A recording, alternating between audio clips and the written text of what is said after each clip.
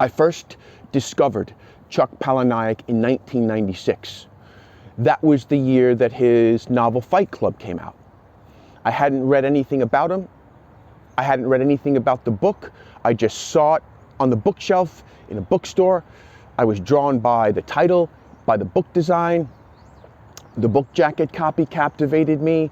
I read the first few paragraphs. I liked their energy, so I bought it, and I wasn't disappointed. I remember I finished the book just about the time that my good friend, Louis Dimmick, and I went up to visit Tobias Wolff at Syracuse, where he taught. Lou had written him a letter, a fan letter, and it was so effective that Tobias Wolff invited us both up to spend the afternoon with him. Mary Karr also popped in. Now, this is 1996, so the year before, in 1995, that's when Mary Karr published the memoir that she made her name with, The Liars Club. Excellent memoir. And 1995 was the year that Tobias Wolff published his excellent collection of stories, The Night in Question. So both of these writers are at the top of their game in literary circles. We're all sitting around the table, and I brought up Fight Club by Chuck Palahniuk, and neither Tobias Wolff nor Mary Karr had heard of him. Now we know the effect that Fight Club and Palahniuk have had on popular culture since. Palahniuk is a controversial writer. He's not really embraced by the literati because he's a bit too popular, he's a bit too successful. Also, he writes crudely, according to sort of the MFA perspective on writing. He also is very prolific, almost too prolific.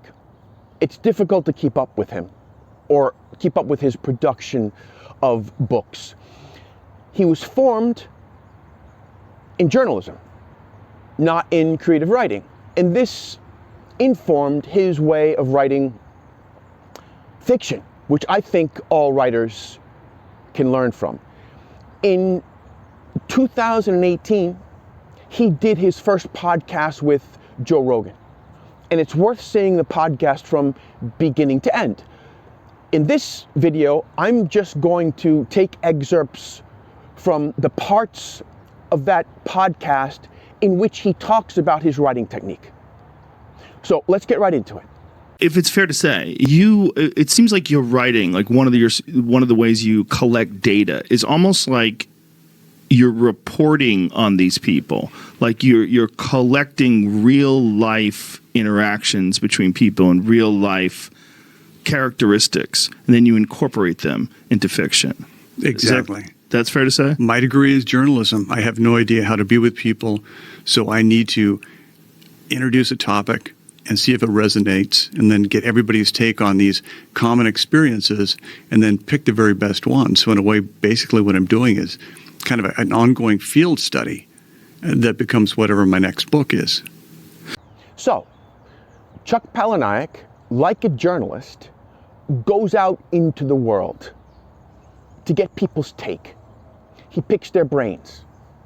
He draws on their experience, but he plies at them not with questions, but with anecdotes. So listen to how he identifies the most effective anecdotes to foster this field of study.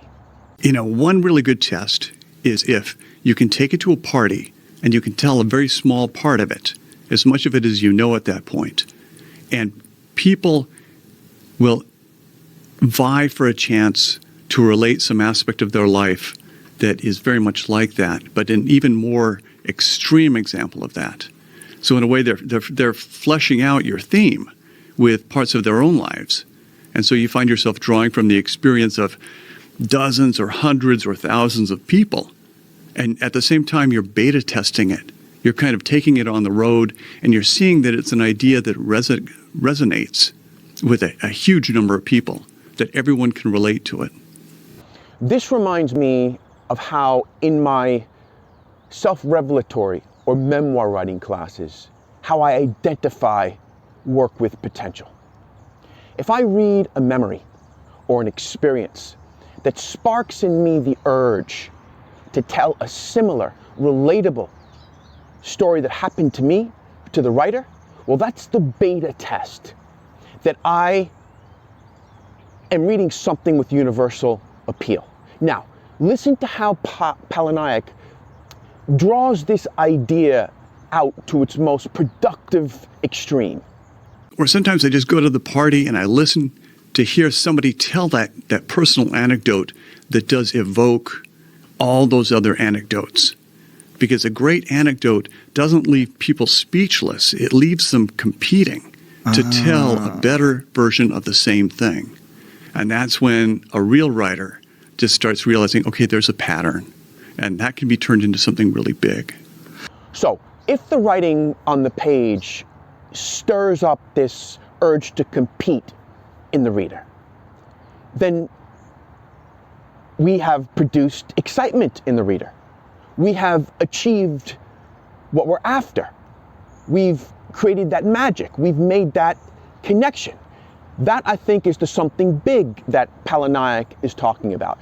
But Palahniuk uses this technique to write fiction, almost harnessing a kind of social phenomenon, and in the process making creative writing collaborative. It's really quite innovative. Whenever I get stuck, I go to the gym and I say, okay, I'm working on this scene where this happens and this happens and this happens. And my friends will say, there'll always be somebody there with a really fresh take and life experience who can say, well, have you thought about this happening? And it will take the story in a direction that is so unexpected because it's not from my experience. And that's the glory.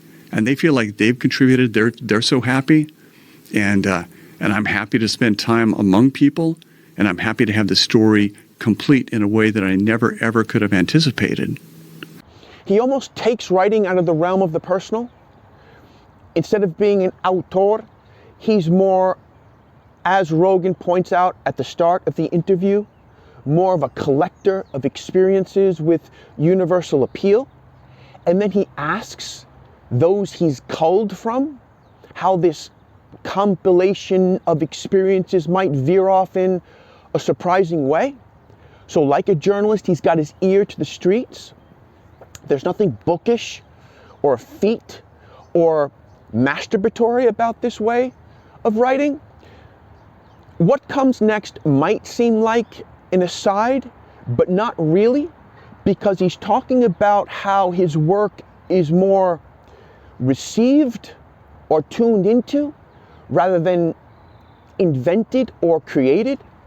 He's looking for surprising input from outside sources, outside of his writing study, but also outside of his normal train of thought. So you do it at the gym?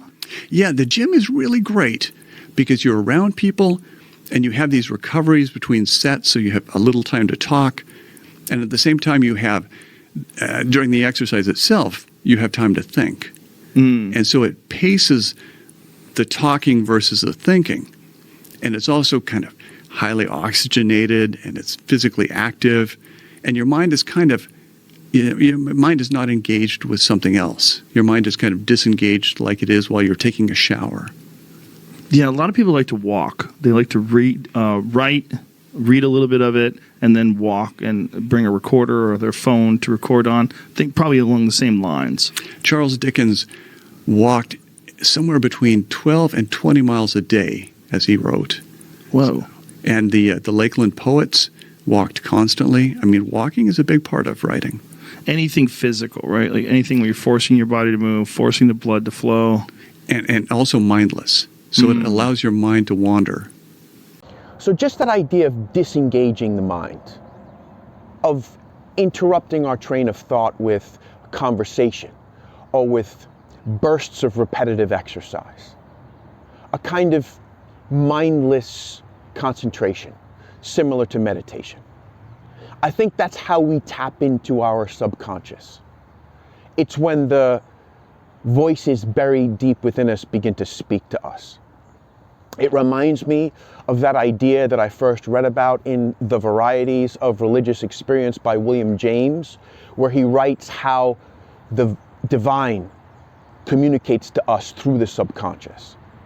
And if we're going to reduce that idea down to, say, creative writing or any type of creative act, creativity isn't generated so much as it's channeled.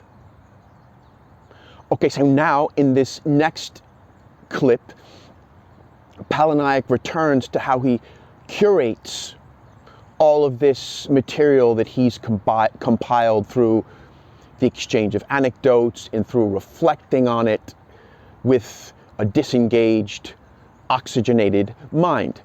Joe Rogan asks him when he actually sits down to write, and Palahniuk gently corrects him. I want writing to be my social outlet. But you have to write it by yourself, right? I mean, when you're sitting alone, actually putting your fingers on the keyboards. No, you do that part in airplanes. Really? Yeah, I write notebooks and notebooks and notebooks in public. And then when I'm trapped in some unbearable place like an airplane or an airport, then I do that horrible part of keyboarding. Yeah. So that's the only time you actually write? The keyboarding is not writing. You remember the Truman Capote quote about On the Road, Jack Kerouac? Capote said, that's not writing, that's typing. And so the part on the airplane or in the airport where you have the laptop open, that's not writing. Really? That's typing. This is writing. Writing to you is physical pen to paper. Sloppy, everything, yeah. Why is it different? Because it's written down in the moment that you hear it. I wonder if typing qualifies as a disengaged, mindless activity that helps Palahniuk organize all of these anecdotes and recorded dialogue into a captivating collage. From personal experience, I can say that transferring writing that I've written by hand to the computer often turns out to be a very productive draft. I end up making wise and solid changes without thinking too much. Okay, now in this next clip, listen to what Palahniuk says about what makes writing fresh and what a pleasure it is to archive such freshness. Writing is something I do in the moment.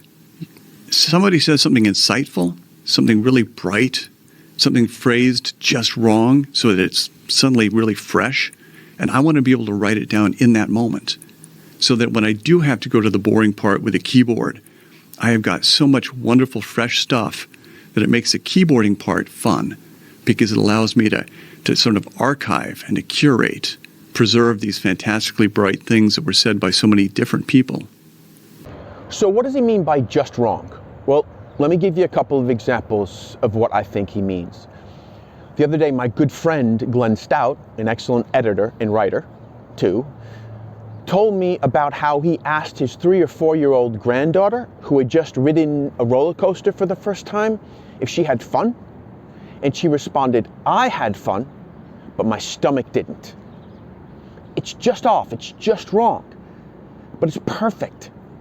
We all know exactly what she means. She's describing a universal experience in a surprising way. Children are great at that, but adults can do it too. The other day I was listening to a podcast and some guy, I forget who, came out with, if you don't wind up ashamed in midlife for things you've done, you're only lying to yourself. It's off the cuff. It's a perfect sentence for being uncrafted. I think that's the type of material that Palahniuk is talking about when he says just wrong. Okay, now, to finish up, let's listen as Rogan and Palahniuk fall into the exact phenomenon that Palahniuk talks about from the start.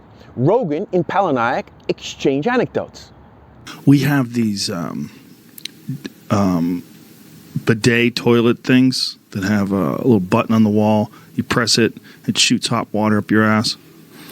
And my kids come over, and they love these toilets. I have 2 daughters. And my youngest, when she was 7, she would sit on the toilet and she was laughing and giggling, and we didn't tell her there's anything wrong with it. So she was telling us how much she loves it, how much she loves the hot water when it shoots onto her butt. She was like, it feels so good, and there was no shame in it. And there was this weird moment where I'm like, am I supposed to react to this? Am I supposed to say, yeah, I know, I like it too? Am I supposed to say, hey, don't do that too much? Am I supposed to say, don't tell anybody you like that? You can like it, but don't tell anybody you like it. Like, what am I supposed to do? And I didn't do anything. I just let her smile, and she walked out of the bathroom laughing like it was great. And there was no issue. But it was this moment where I was like, wow, if I was a religious person or a suppressive person or some person with some sexual issues, this could be a real problem for this little girl. Instead, I was like, okay, let's get out of the bathroom now. I guess you're done. All righty. And she has no idea that this was even like a moment of, crisis in my mind, where I was like, okay, how do I handle this? I'm in the bathroom with my 7-year-old daughter. She's getting water shot up her ass, and she's enjoying it. I enjoy it too. We all do. We talk about these toilets. They're amazing. It's warm water. It shoots in your... It's great. It feels awesome. But it's not supposed to feel awesome for like a little girl for some reason, right? See, you tell that story, and people will have so many versions of that story. Oh, yeah. For me, I was in Germany. I went in the bathroom in the airport. I didn't know what this button was, so I pressed it. I looked down just in time to see this little plastic arm swing out. I didn't know what that thing was going to do. So I jumped off the head, and this thing shot up with such force, it knocked a ceiling panel out of the ceiling. And all this hot toilet water came sprinkling down on me. Oh. And that's the only time I've ever been around one of those. And see, that's my process, is you tell these stories, and you kind of gather the stories that people tell related to these stories, and you choose the ones that escalate the fastest, that escalate the best. And that gives you a gradual sort of, you've established the precedent, and then something worse, escalating worse, escalating worse, escalating to the most atrocious or extreme version. And that's what brings the story to crisis. So there you go, good people, full circle. A fascinating and effective writing technique, to be sure, even if it's not espoused by your run-of-the-mill MFA program, but completely legitimate, especially if your goal is to connect with the reader. And why shouldn't that be your goal? Palahniuk's most famous story, Guts, was written using this technique. If you haven't read it, you might not like it, but you certainly won't forget it. Anyway, thanks for watching.